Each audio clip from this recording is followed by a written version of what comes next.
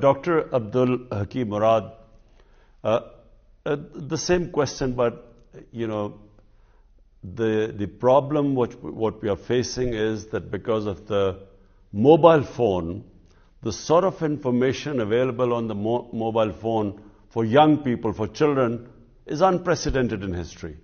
I mean, there's positive information, and of course there's a pornographic material which is available, and I feel that one of the reasons why we are suddenly having sex crimes, and not just women, I mean, I'm talking about children.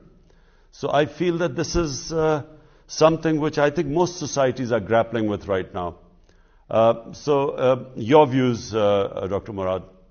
Recently, the school that I attended 40 years ago, which during my period as a schoolboy accepted girls for the first time, and during my 5 years there, I never saw or heard of any kind of impropriety or outraging of the girls, who were always treated with sort of respect. The traditional English gentleman, opened doors and was respectful for women and respected their public inviolability.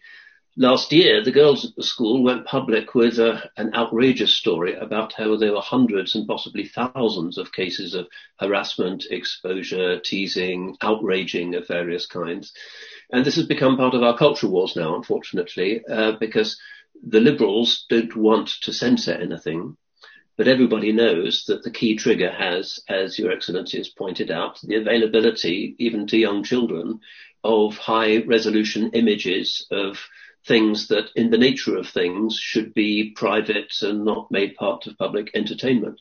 And particularly the adolescent mind, if it grows up recurrently addicted to such images, the neuroscientists have pointed out that this results in permanent damage.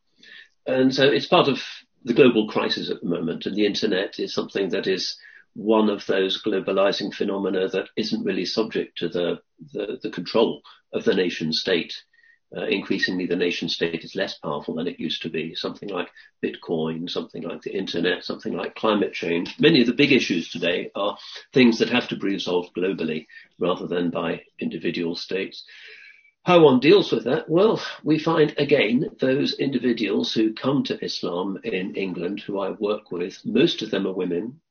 Many of them find the hijab, the traditional restraint, the understanding of strict boundaries between men and women, a kind of liberation.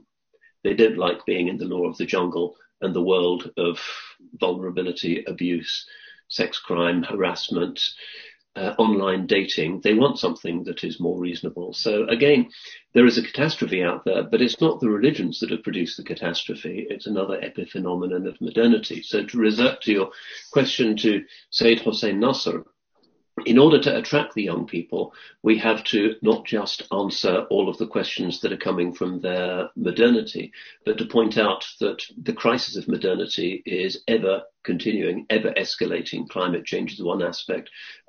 Catastrophe over views of gender and appropriate behavior between the genders. The Me Too movement in America is huge globally, not just in the Muslim world.